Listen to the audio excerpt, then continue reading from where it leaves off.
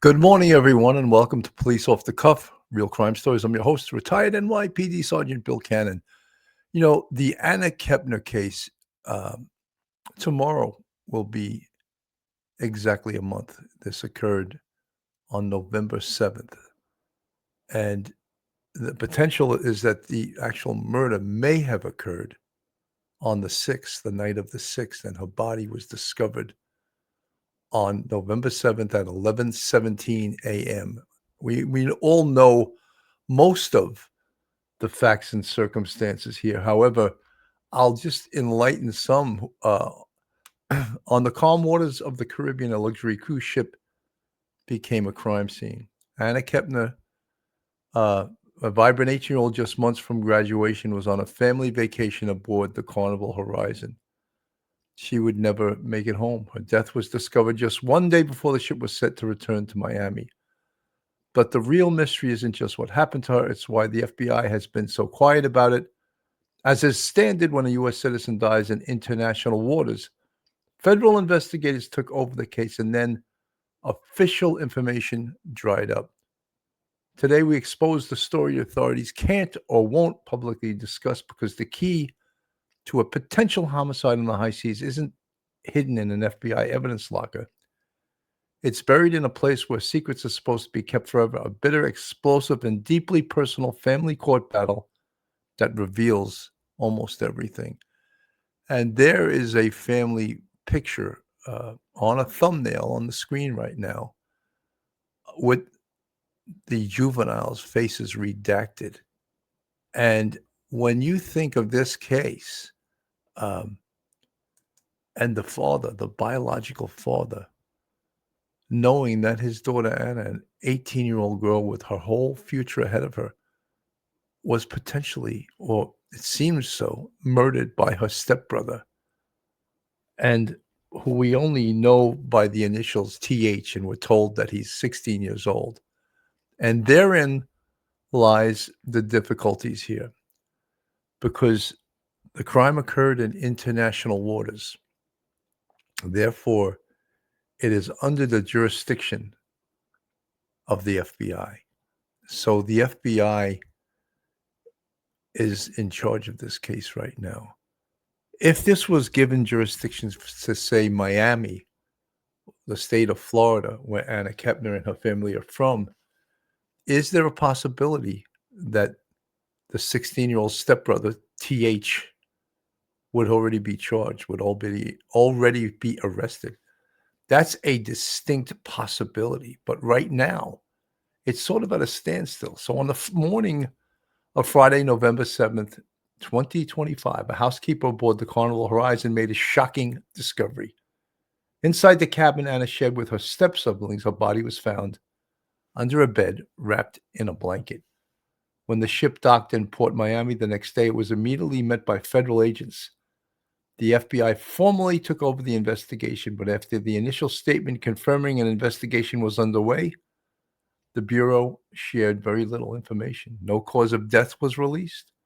No persons of interest were named. No details about what happened in that cabin were shared with the public, or even for a time with Anna's grieving family. This official silence created a vacuum of information, fueling frustration and speculation. A young woman was dead under suspicious circumstances on a crowded cruise ship, and the lead investigators were declining to comment, citing policy for ongoing cases. Her father, Christopher Kepner, told reporters, "The FBI hasn't shared anything with me yet. I know as little as everybody else." The family and the public were left in the dark. It seemed like the truth of what happened to Anna Kepner was locked behind a wall of federal procedure. But the truth had another way of getting out. So we still have not been briefed or updated officially by the FBI, but instead we are just getting dribs and drags from a family court case that has released information into the public domain that has allowed us to somewhat put together the story of what happened on the night, the early morning hours of Anna Kepner's death. And it's as horrific as it possibly can get. So we are helping to put these pieces together. So, folks, hold on to your hats, hold on to your loved ones, hold on to your thoughts, hold on to your wig, hold on to your service dog. You're about to enter true crime from a police perspective. You're about to enter the off the cuff zone, the police off the cuff zone.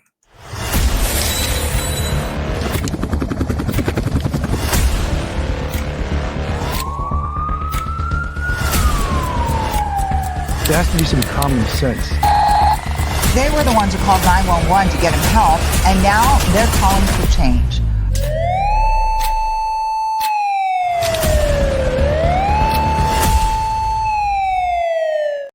This is a little video from News Nation in regards to the updates on this case. 18-year-old Anna Kepner on board a cruise ship taking center stage at a family custody battle today. Anna was found dead under her stateroom bed in early November.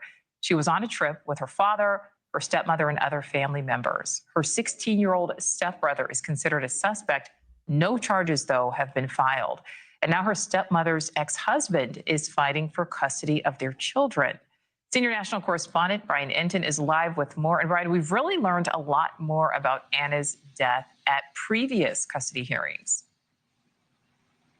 Yeah, and there was another custody hearing today where we learned even more. I'm live at Port Miami right now, the Carnival cruise ship. This is where it docked. It's now been nearly a month since they took 18-year-old Anna Kepner's body off of that ship here in Miami in a body bag. And the FBI has been very, very tight-lipped, Nicole. We haven't gotten any official information from them. But again, much of the information is now coming out of these custody hearings, like the one that wrapped up just a couple of hours ago, where it came out that the stepbrother, who we know is a suspect, is living with another family member away from the other kids in the family. One of the attorneys at the hearing said that there are still decisions being made behind the scenes about whether he will be charged federally or whether he may be charged at the state level. It's an interesting situation because this happened in international waters. The FBI typically would be the one to investigate, but the federal government does not typically charge juveniles. It's a complicated process. Normally, they hand those charges off to the states. Will that happen here? Could Florida somehow have some kind of jurisdiction, or will the feds be stuck with this case because it actually happened in international waters? We don't know. We know, according to reports, that Anna died of asphyxiation, that she was found under the bed, Nicole, that she was found wrapped in a blanket, covered in life jackets. So it's just a terrible, terrible story as we wait to get more information about whether charges will eventually be filed. Nicole? Yeah, really a terrible story here. All right, Brian Enton live for us there in Florida. Thank you. I almost beat Cuomo. Anyway, is this disturbing to anyone else but me that nearly a month has gone by and there has been no arrest, even though apparently, and I say apparently, there is probable cause against the 16-year-old stepbrother. So what on earth is the FBI waiting for? Why is it taking them so long to make an arrest in this case? And how do we know that the community is safe out there with this potential killer out there living with another family member? The silence from the criminal investigation is deafening, but in Brevard County Family Court, the case was about to explode. The secrets the FBI wouldn't share were laid bare in the most unlikely of places, a contentious and unrelated custody dispute. The battle was between Anna's stepmother, Chantel Hudson Kepner, and her ex-husband, Thomas Hudson, the biological father of the 6-year-old stepbrother who shared a cabin with Anna. Court filings from their dispute became a key source of information, revealing shocking details about Anna's death. The first bombshell was the cause of death. While the medical examiner's office remained tight-lipped, a copy of Anna's death certificate was provided by her family to ABC News. It confirmed their worst fears, stating she died from mechanical asphyxia and was mechanically asphyxiated by another person. This wasn't an accident or a medical issue. This was, according to the document, a homicide. The next revelation came directly from the parents' legal filings. In one motion, It was stated bluntly, the 16-year-old child is now a suspect in the death of the stepchild during the cruise. Both the boy's mother and father acknowledged in their dueling court papers that their 16-year-old son was a suspect. The boy, previously just a face in the family vacation photos, was now identified in the court documents as a central figure in a homicide investigation. The family court filings also painted a picture of chaos. The boy's father, Thomas Hudson, alleged in court papers that his ex-wife failed to properly supervise the teen and that he was on the cruise without his permission. This was not the idyllic vacation it appeared to be. Instead, the court documents depicted a volatile environment that may have set the stage for tragedy.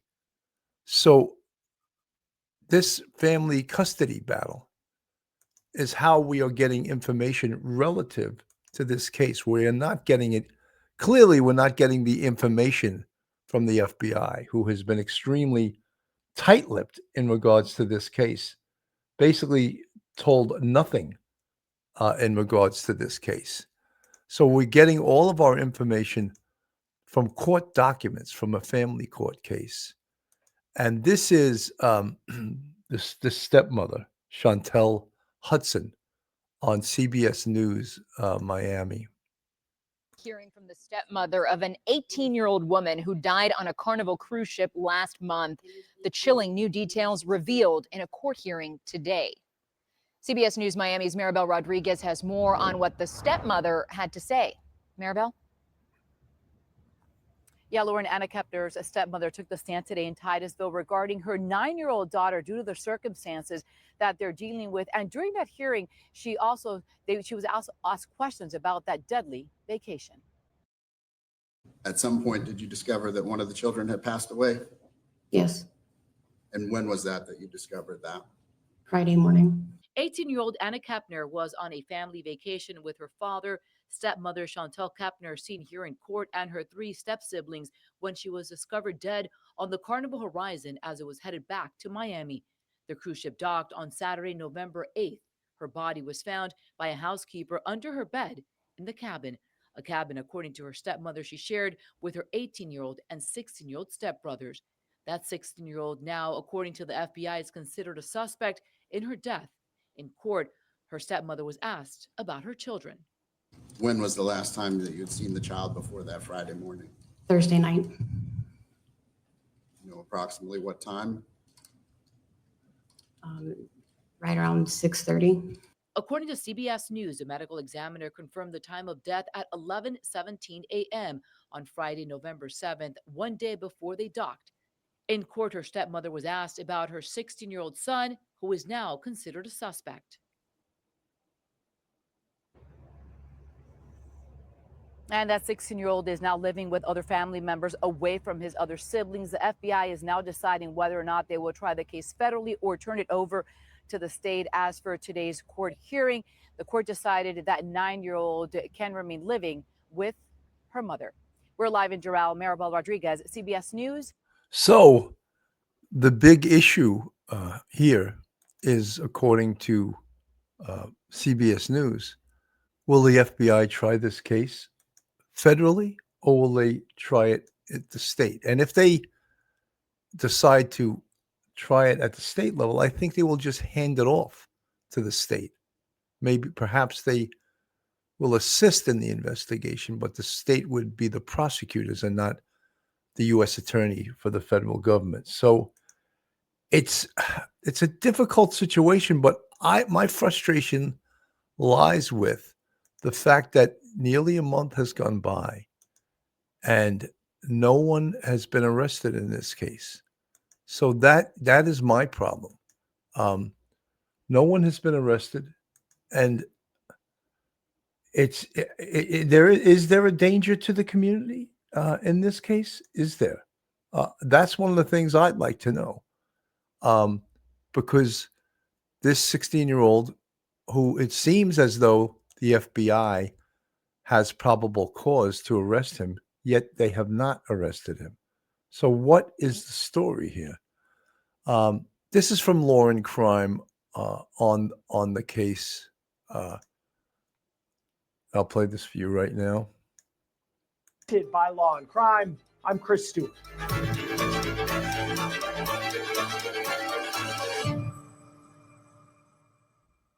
Hey, a lot of our stories show the scary realities of people who are victims of crime. One kind of crime that's really important to cover is identity theft, because it's something that many of us, Anna's stepmom, Chantel Kepner, and she was grilled about the decisions that she and her husband, Christopher Kepner, who is Anna's biological dad, made on that ill-fated family cruise. Now, Anna Kepner's stepmom revealed that 3 teenagers, you have Anna, who was 18 years old, her 16-year-old stepbrother, who the family says is a suspect in Anna's death, and a 14-year-old stepbrother of Anna. The 3 of them were placed in a single stateroom. Now, the stepmom, Chantel Kepner, admitted the 16-year-old, who again is now a suspect, missed his critical nighttime medication twice on that trip, and she testified that no one checked on them the night that Anna died. But this hearing had a different urgent purpose, an emergency request to remove another child from that home. The father of the child, who is Anna Kepner's stepmom's ex-husband, so yes, there's a lot of layers to this blended family.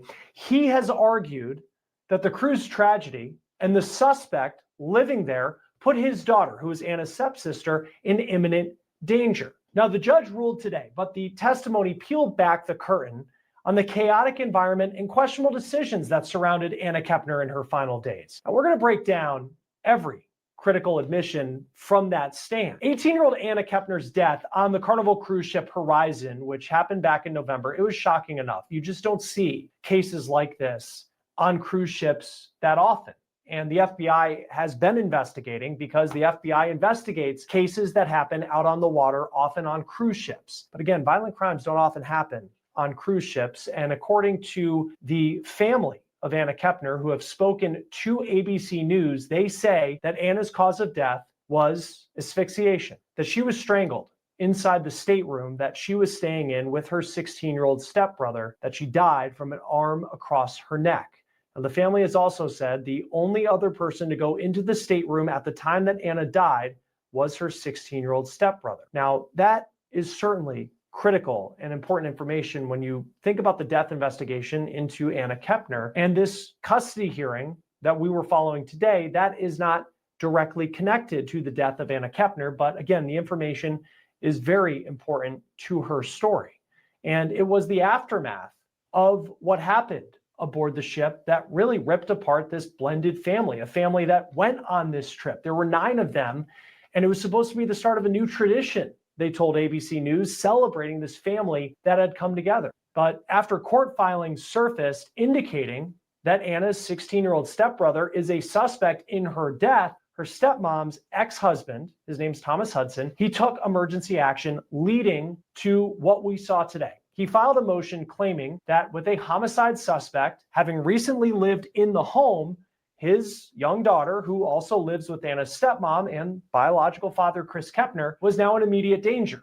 He asked a judge to remove that young girl immediately, and that set the stage for today. But as both sides laid out their case, they were forced to relive and answer for the critical hours and decisions leading up to Anna Kepner's death. Now, I will tell you as we get into this that the FBI has been very quiet about their investigation, and they have not said really anything beyond just confirming that they're investigating Anna Kepner's death. So much of the information has come from media reports and has come from family members who have given interviews, but this is really the only official court proceeding where we have learned more information about the circumstances the night that Anna Kepner died. So none of this is surprising. The FBI never reveals their investigative leads, their investigative course, what they're doing on a case. They're always extremely tight-lipped. And one of the things that was said earlier on in this case was that the medical examiner says that Anna's time of death was 11:17 on November 7th. And I don't think that's completely accurate. I believe 11:17 was the time that Anna's body was found, not the time that she died.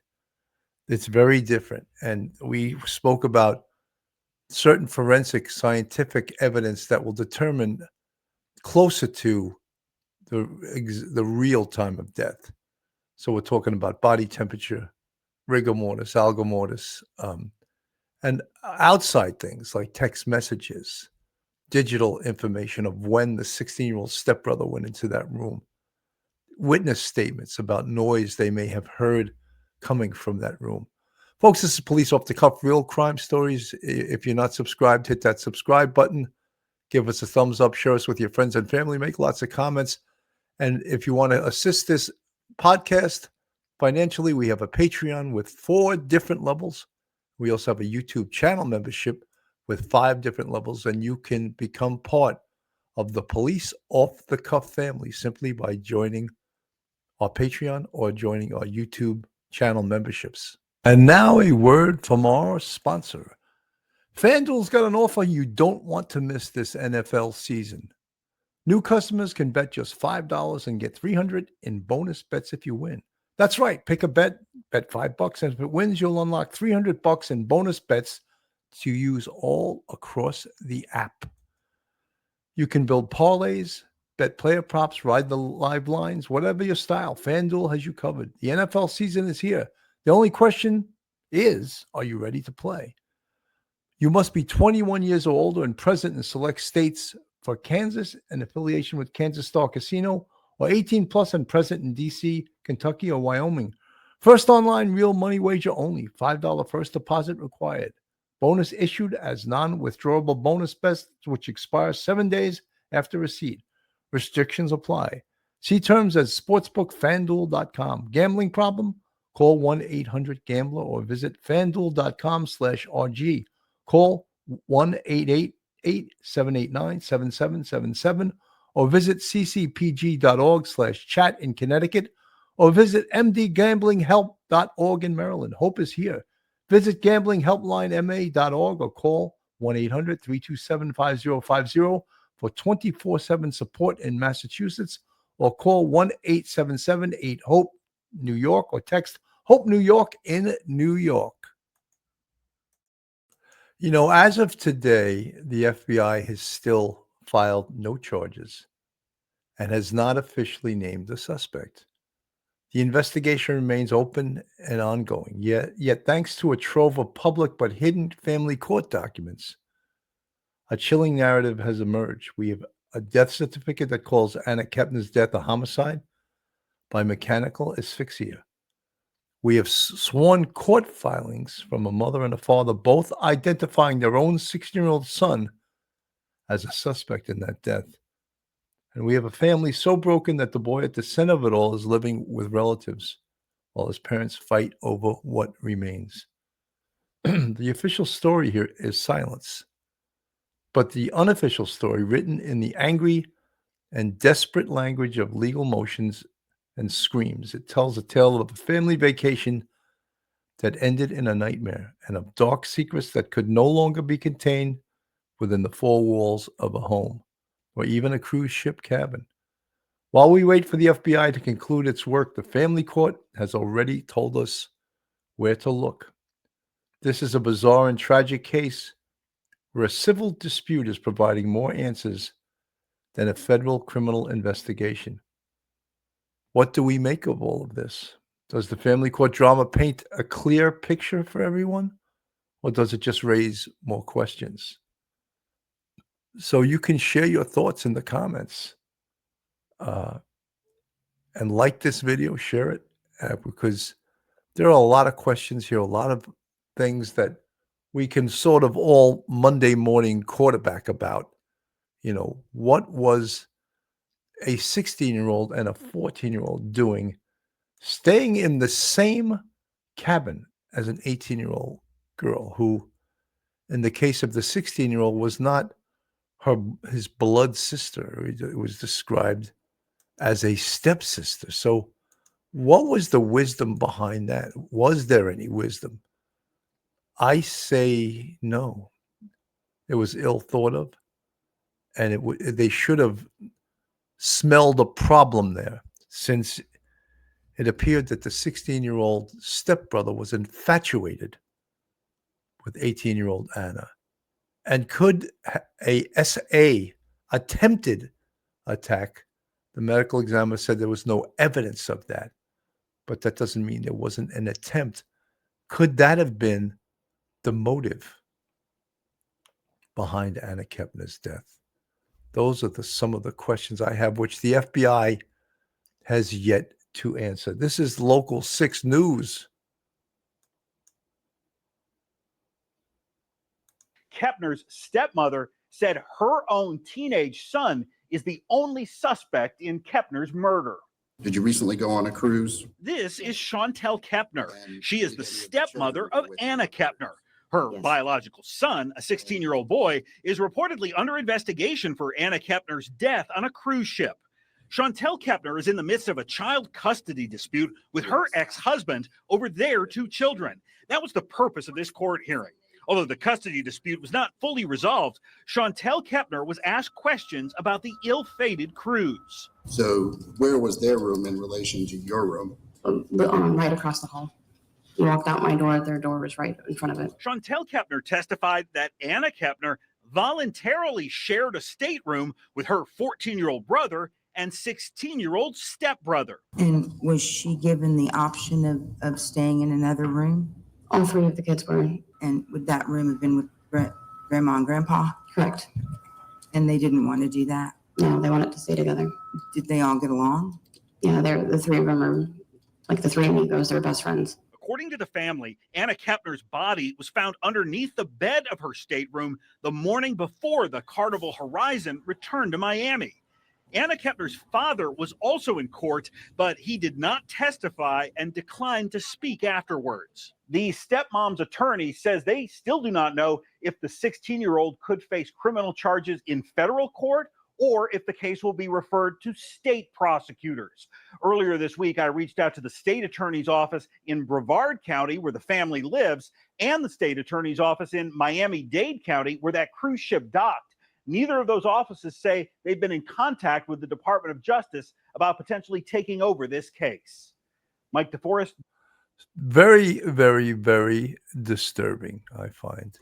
So you have a suspect with whom they have probable cause against, not arrested yet. And the FBI is deciding whether or not they will keep the case and charge him federally as per international law, or will he be charged in the state, in this case, the state of Miami?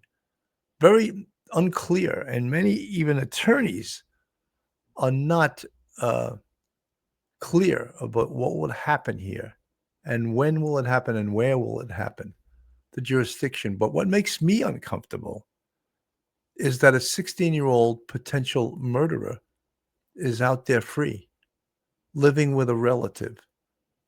What are the circumstances there? Is anyone else in that family in danger from this 16-year-old who is allowed at this point to roam free?